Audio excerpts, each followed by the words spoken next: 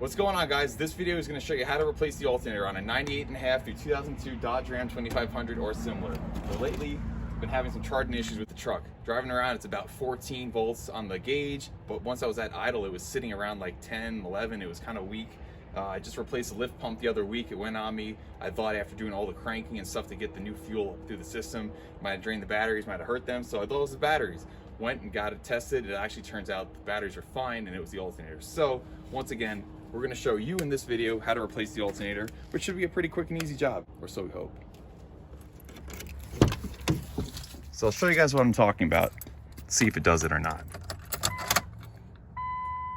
Right now it's showing probably around 12, maybe 13 volts. Started pretty good, and it's sitting right there, probably around low 12. Granted, I don't know for sure, but if I'm doing rough math, the difference between 8 and 14 is 6. 6 divided by 3, I would imagine that line there is about 11. So now you can see we're charging up. Like I said before, my buddy hit it with the hammer. Now all of a sudden it's doing better charging at idle. Obviously the grid heaters are going and everything is drawing a little bit of current, but before it was sitting the needle down right on this white line. And I went outside to the batteries, I tested with my voltmeter, and I was getting about 11.8 on the batteries. Let the truck sit on a trickle charger overnight. I was thinking maybe I killed the batteries because earlier in this week, the lift pump went on me. Poor old truck has been kind of a maintenance dog lately, but I got this cool Air Dog lift pump installed. I just did it right here in the driveway one night, and it actually runs really good. The old fast pump that was on there from 2008 finally gave way, so this thing is doing really good. But I had to do a whole bunch of cranking to get the truck going that night. So I had to replace the whole fuel line all the way up to the engine, and obviously it was empty. The injectors had nothing in the injector pump, and it was a bit of a pain to get the diesel going again, as you know, if you've ever run into that before. So I wound up having to crack a couple of the injectors loose and just continue to crank the engine. And basically I would turn the key on, I would bump the starter real quick and let the lift pump cycle through, let it stop when you can hear the lift pump making it sound, then kind of rinse and repeat. And I eventually got some fuel to spray out of there. I had fuel coming out of the top here of this fuel filter, so it just took a little while to get fuel back up into the engine with replacing this whole line. You can see here the new line that I had installed. So that being said, I thought these batteries were toasted because, as you can see, these batteries are older. I couldn't find a date sticker on these, but I've owned this truck for 3 years, and I believe that it hadn't been changed by the previous owners, and before that, it's probably been 5, maybe 6 years. So I thought it could have been them, but we did a load test on them. They tested out fine. So it is not the batteries, it's actually this alternator. This is not a factory alternator on here. This is an aftermarket one that's been on the truck, and I don't know how long it's been here, but it should be relatively simple and the same procedure as doing just a factory one. And basically all we're gonna have to do is get a ratchet on the pulley tensioner, move it over so this way we can untension the serpentine belt, pop that off of the pulley, get our bolts off of here, and then just reconnect our wires on the back side, and that should pretty much be it. So we'll get set up out here, and I'll show you guys the one that I got. I chose to go to Napa and grab this one. I like Napa when it comes to local parts stores. That's just my preference. This one's a remanufactured one, but it's got a lifetime warranty, so it's pretty good. It's 180 bucks. If this thing ever goes on me, I can just get another replacement. So this should be what we need right here, and I'm gonna show you guys how to do it. All right, I got my work light set up, got my tools out here. Once again, this should be not the hardest job in the world, but you know how things go. Never always easy, right? So here's the new alternator, as we were looking at before. This one is a 136 amp, remanufactured. I chose to go with this one because it's a factory style one. It should do fine. If not, it's got a lifetime warranty, like I said, so I can always take it back to Napa, swap it out. Shouldn't be too bad. So fingers crossed this one works out for us. Before we get started here on actually taking apart everything on this old alternator, we're gonna go and be safe and disconnect our batteries, because this 12-volt system with 2 batteries connected could shock us pretty good. Don't need that to happen. We'll go ahead and pop off our negative terminals on both batteries and keep it far enough away that it doesn't pull itself back, because cables kind of have a memory and they want to go back that way. Also, not shorting out on our positive either. Come over here too. 1/2 inch wrench, And you'll also notice too, we like to keep these greased up. Every year I'll kind of pull these off, clean them, and then recoat them with some dielectric grease, which really helps build up of all the corrosion and stuff at the top of these terminal poles, and then your battery stays a hell of a lot cleaner. Okay, battery's disconnected. Now we're safe to go ahead and get on that tensioner right down here. It's also about 25 degrees out here in December, so I'm not ashamed to say I've got a space heater going out here because it's cold. Anyway, what you're looking to do with a 3/4 inch ratchet, you're gonna go ahead and just leave the ratchet bare on the end like that, and you're gonna go down here towards the bottom of this tensioner. You're gonna see all of these little notches in it. The ratchet is simply just gonna fit into that bottommost little square notch, like that. And all you're gonna do is, once the ratchet is inserted thusly, is push counterclockwise or to your left, and you'll see that it's gonna unload on the tensioner. But it's pretty firm, so you gotta really work on it. And you can go ahead and get tension off that belt. So I'm gonna put the camera back up in the tripod and do that. Okay, now with 2 hands, I can get a much better grip on here. And again, we're pushing this way, and we're unloading that belt. And I'm gonna slip it off.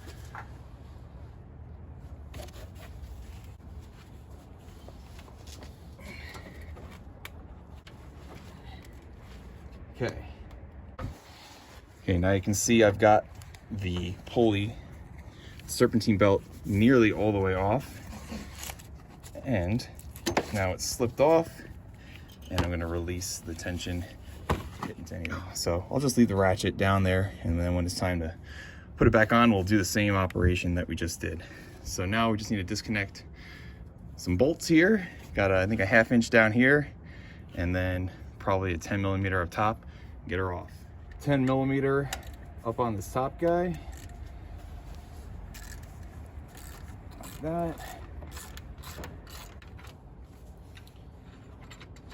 Okay, now that comes that piece of hardware.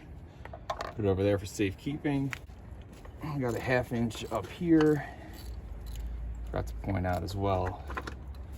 And for my truck, with the way it's set up, I've got another ground feeding off of it, but may not be there on your truck. But either way, just always remember to put things back the way they came. This bolt's off. Oh my God, don't do that. Move this ground wire here, and you can see it's pretty clean on the back side, but whenever I take things off, I still always like to make sure I've got clean metal, and when I reinstall this thing, I'll make sure it's got a good metal contact, so this way it's always getting a good ground. Okay, with that, the alternator bracket is now off. Now I just need to get this lower bolt down here. Go ahead and pop this guy off. I think there's a nut on the back side of it, so I might have to go grab a wrench and use 2 hands, but just showing you guys the location here on this 3rd bolt. On the back side of this bolt, this nut, I should say.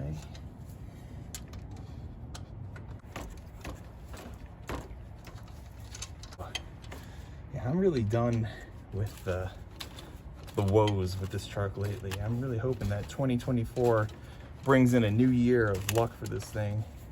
I mean, this truck's a 99, so what is it?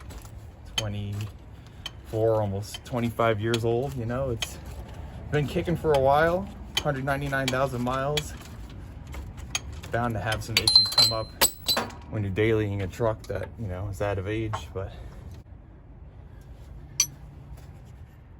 Okay, I got the nut off the back side, that 5/8, and now I'm pulling out the bolt from the front side, and another battery died. Fantastic. It's a cold night, and things are dying out here, but what are you gonna do? Okay, bolt is out. Now this alternator should be free, and we can pull her out of this area. And she's just getting hung up right here where the 2 sides of the alternator are bridging over that bracket, so just kind of working it off of there. And now you can see she is free. Again, if I hadn't disconnected my batteries right now, I could be shorting on stuff and zapping myself. But that's a pretty simple operation, guys. Got a single pole back here with maybe a 10mm nut and a plug. So let's hope that one we got is the same.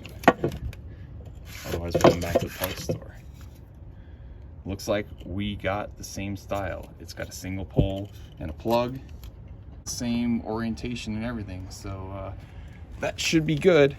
Again, those are the kind of things you want to check and make sure that it matches, because if you got extra poles on there or other things, it wouldn't work out for you. Another little thing I did just notice, the back side of this cable with that exposed wire, that is a potential short hazard right there. So I'm gonna get some Super 88 and wrap that up a whole bunch of good times and make sure that there's no way anything can touch this and short out and zap things out. And we'll continue. Just gonna quickly wipe off any grease. This way the tape actually sticks, because no point of wrapping tape on something if it's just gonna come off. Nice and clean. And Scotch Super 33. This is some of the best stuff for both household wiring and even automotive. This stuff has a very good insulating property, and I use it for everything. So I'm gonna wrap this around. Just give this a nice tight wrap around here. Try not to get your dusty fingers on the last little bit of it, otherwise it eliminates the adhesive and then it's just going to start unwrapping over time. So I just kind of covered over that one with a new piece. So we should be good there. Save ourselves some headache in the future with that little repair. And it looks like this is a 10 millimeter, 10 mil on the back of this guy. We'll pop this off.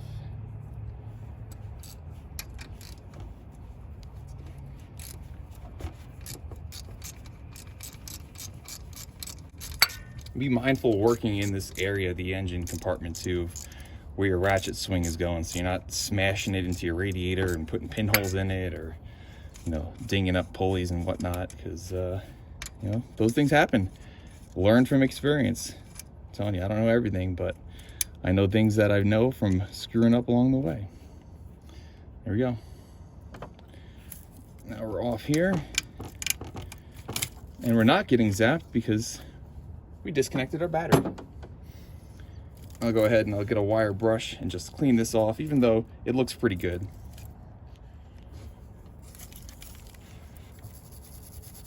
Like I said, we want to be clean, make this job as professional as possible, because while you're in here, may as well do it right. So now I've got a really solid, clean metal connection. And I'm even going to dab a little dielectric grease on here too, just to go ahead and give it even more help, because what dielectric grease does, if you're not familiar with it, it basically wicks water away. It's kind of like Vaseline. It'll just kind of sit on the metal surfaces. It doesn't prevent the metal from actually making a connection. It helps with keeping moisture away and stops corrosion from building up on a lot of your electrical connections, such as your battery post terminals and stuff. Okay, we're gonna pop this plug off the back, just kind of pinch it, and we'll check. In here, looks relatively clean. You can definitely hit some dielectric grease at both of those openings, and when you insert it onto the new prongs for the new alternator, that'll keep a good clean connection too. So right now the alternator is completely disconnected. Yeah, baby, she's free. What is this? Action alternators. Like somebody hand scribed in a little part number on it. Yeah, I don't know where it came from, but it died. Stopped working good for us. And hopefully this new one is just as good. Quick little comparison between the two. There should be 8 pulley rings on here. You got 1, 2, 3, 4, 5, 6, 7, 8, or 7 in the middle, but a total of 8 grooves. Here with the new one, you got 1, 2, 3, 4, 5, 6, 7. Looking at them side by side, looks like the brackets meet up just pretty much the same. Cool. Okay, I got my light back on. Now I'm gonna hit some dielectric grease on these connections like I talked about. Just a little smear.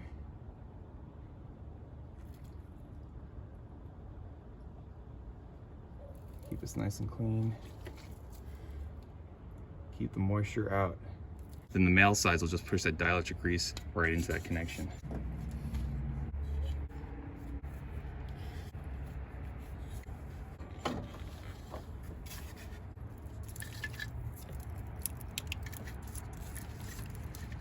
Connected positive pole right here.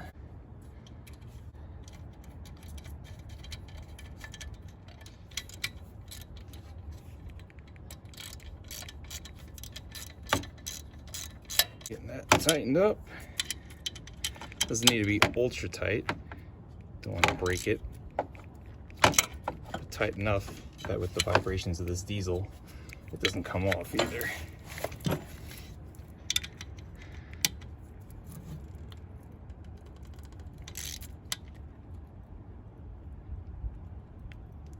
There we go. Snap on our connector. Like that.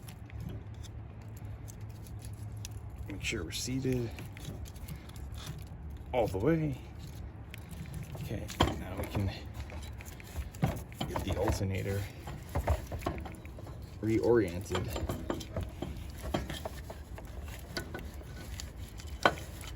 Don't want to have these wires twisted up, so I'm kind of spinning it around to undo that. So the phone died. What you guys missed really wasn't a whole lot. What I continued doing was rotating around the alternator carefully, so this way I didn't get these wires all wrapped up and, you know, bound up in a weird way on the back. So they're laying nice and evenly, kind of curling around just the way they used to be. I've got this bottom 1/2 inch from the front bolt with the 5/8 nut on the back already going. And yeah, that's what we're gonna keep doing, just putting everything back together the way it was. We'll get that one tightened up, get this bolt here and the top one with the bracket done up, and I'll check back in with you guys. Let me go ahead, and you can see that metal is nice and clean and shiny, so it's gonna have good contact there for getting a good ground. And there's still dielectric grease on there, so we're gonna rock it like that. We'll get our bolt here and go through right there. We can tighten that bad boy up.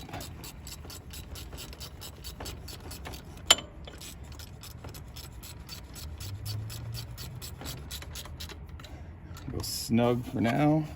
It's upper, which that lined up good right there. A little rust here on the threads, so let's clean that up too, in case we ever need to take this off again.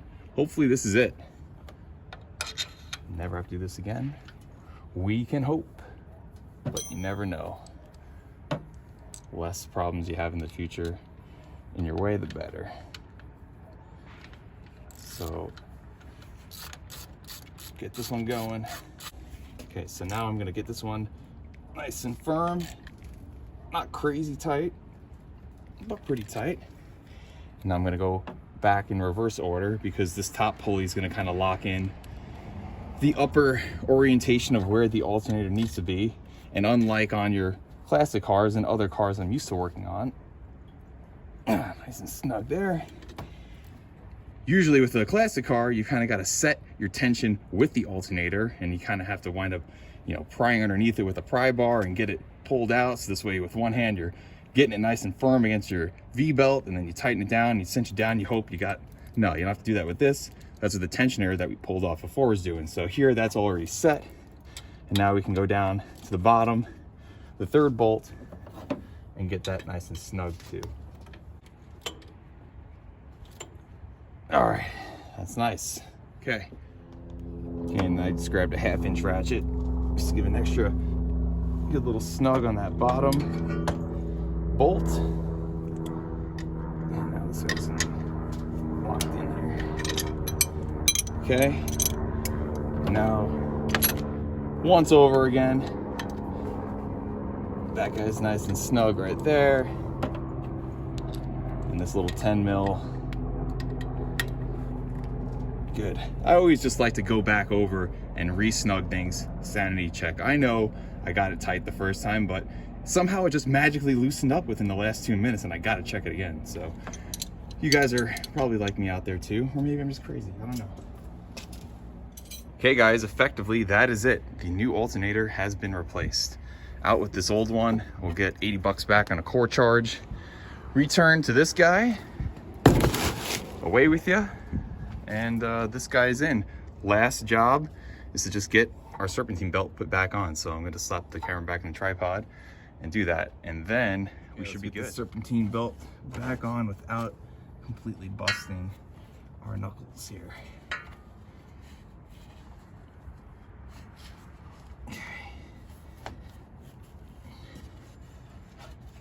Got to make sure you line up all of your 8 cogs on this belt too, with all the little grooves here of your pulleys. Okay, come on, baby. I think I'm gonna need to. Oh yeah, you're standing on the bumper.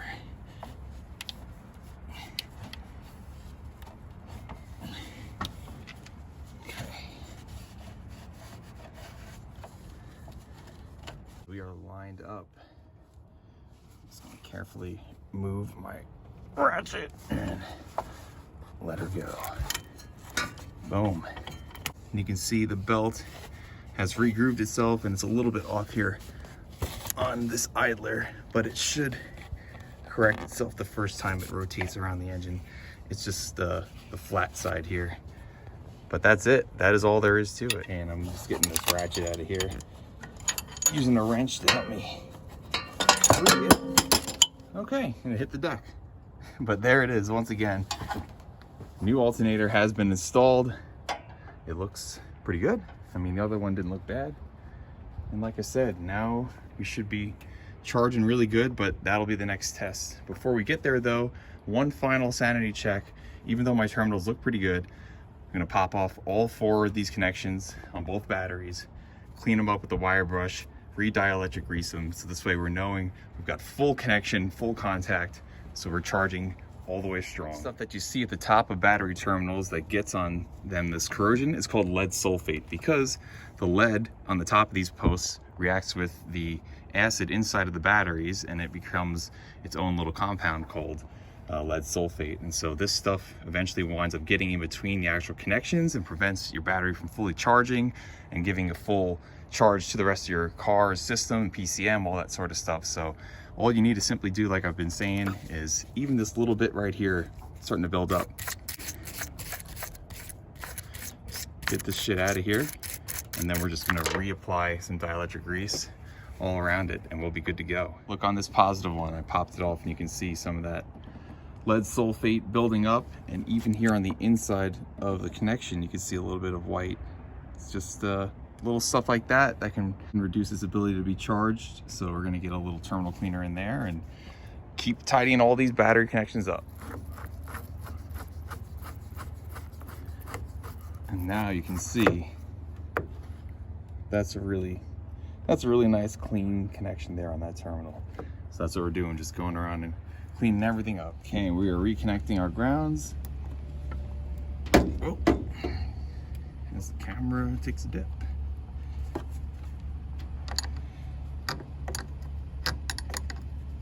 These you want to go snug, but not ultra tight, because you can strip out the threads and kind of break through the lead on these. So tight enough so that you can't actually move the top of the cable on the terminal, not so tight that you're breaking stuff. Again, ask me how, I know. Boom. Our final ground right here. Also making sure that they're fully seated down on the post. Nice, like that.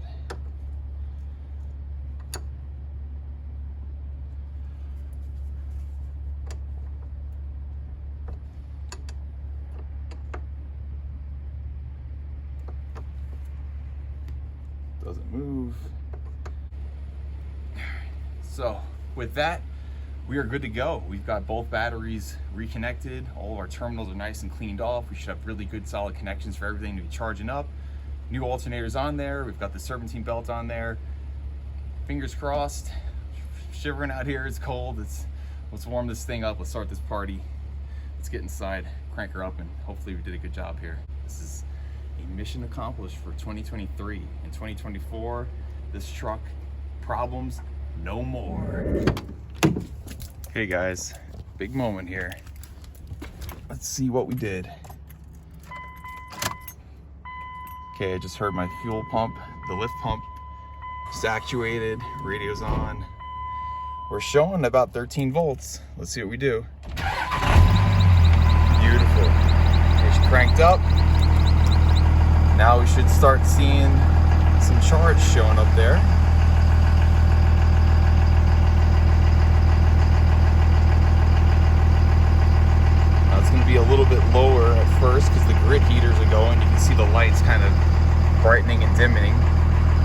There we go, we're climbing.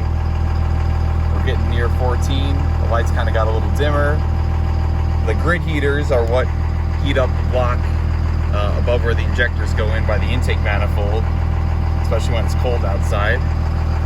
It was running about 2 hours ago. Yeah, guys, we are charging. Heck yeah.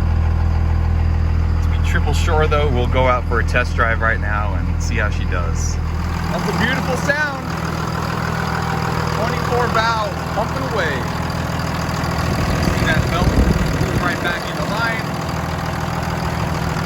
New alternator doing its job over here for us.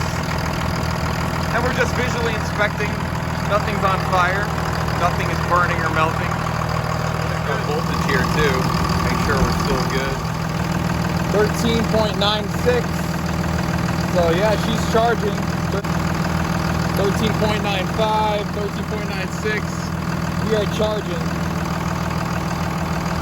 Most batteries are going to show about 12.7, 12.8 volts when it's fully charged.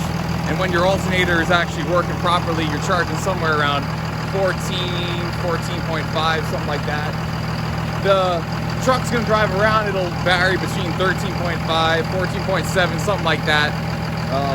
Just the alternator cycles through its duty cycle, charging up the batteries. But it looks like we're really good so far.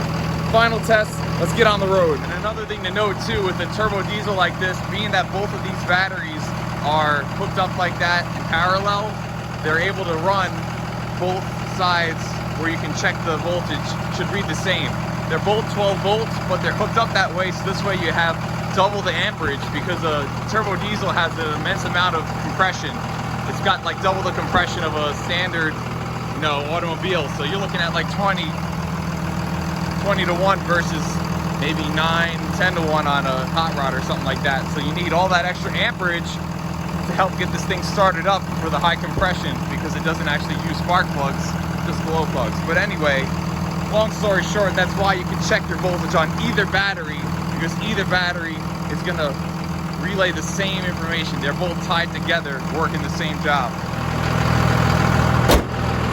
Let's try it out. Probably hard to tell from the video, but I can already see that my headlights are way brighter than they were too. So I know it's charging really good. Oh yeah, everything looks really bright in here. So right now we've got 17 pounds of fuel pressure with our new Air Dog pump that we did last week. We're charging just over 14, so probably right around that 14.3, 14.7 mark. Let's go for a little spin around the block. See what we've got here.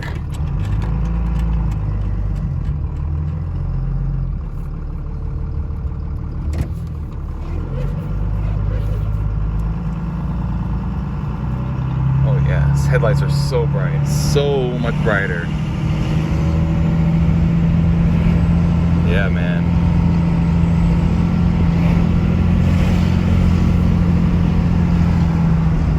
That we are charging really good.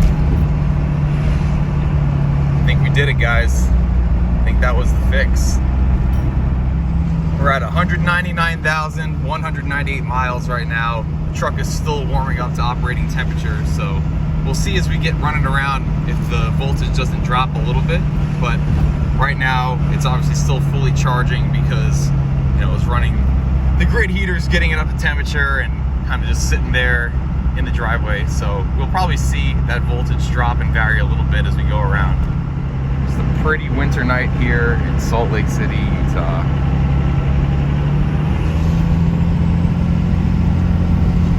Let's see what happens as we come to this light here, if the voltage changes at all. When we were doing this before, when we had this issue, it was dropping down clear near that line there, but no, we were staying fully charged. Heck yeah.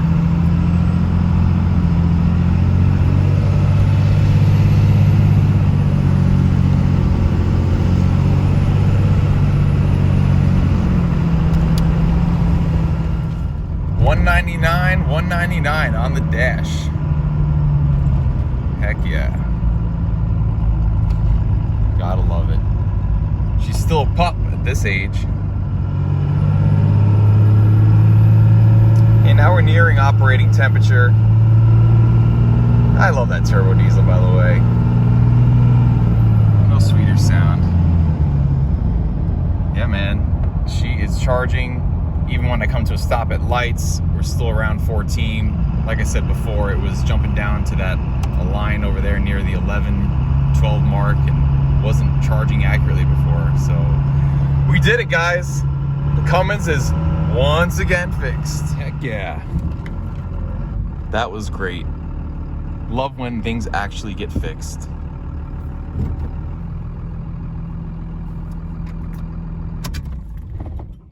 Sweet. All right, guys, that wraps this video up. I hope it was helpful for you. If you came here looking for an install video, this probably showed you a really good way to get installed on your truck. Really wasn't too hard, you know, just a couple hand tools, a little bit of time and effort, being meticulous, cleaning off your terminals and connections. You've got a great running truck once again. I'm gonna take this thing back to Napa, get our core charge back, and really just beyond that, I'm stoked. I'm glad to have this truck back up and running.